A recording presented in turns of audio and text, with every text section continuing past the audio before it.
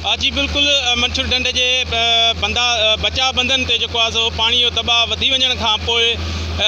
District इंतज़ामिया ऐं deputy commissioner जामशोरे जी मौजूदगी में RD 13-14 खां ॻोठ बाग यूसुफ वटां जेको आहे सो मंसूर ढंढ जे बंद खे कट ॾेई छॾियो आहे। हिकु दफ़ो ॿीहर असां पंहिंजे नाज़रीन खां आगाह कंदा हलूं त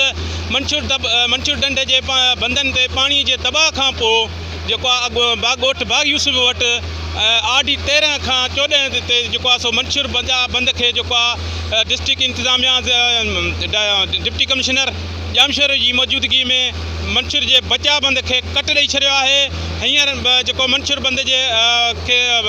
खे कट लॻी चुको आहे। पाणी जेको आहे सो हींअर जेको आबादियुनि ॾांहुं आहे ॻोठनि ॾांहुं आहे, जंहिंमें पहिरें हिट कंदो बाग यूसुफ खे ॻोठ खे, उन खां पोइ union council Channa, union council Bubak, union council Jafarabad, जॾहिं त यूनियन काउंसिल वाउड़, उन खां पोइ जेको आहे सो पाणी जेको आहे सो डायरेक्ट जेको अची वञी यूनियन पंहिंजो ॻोठ करमपुर खां उतां जेको आहे सो LS बंद सां टकराइजी वेंदो, जिथां जेको इंतज़ामिया पारां उते जेको आहे सो कट ॾियण जो जेको आहे सो तयारियूं कयूं पियूं वञनि, त उतां LS बंद खे कट ॾेई जेको आहे हितां जेको मंसूर जो जेको पाणी जेको हींअर कट ॾेई पंहिंजे यूनियन काउंसिलुनि में जेको आहे सो पाणी वञी रहियो आहे, उतां वरी जेको आहे सो दरिया में जेको आहे सो पाणी छोड़ कयो वेंदो। कट जो ॿुधी जेको आहे सो हिते सॼे शहर जा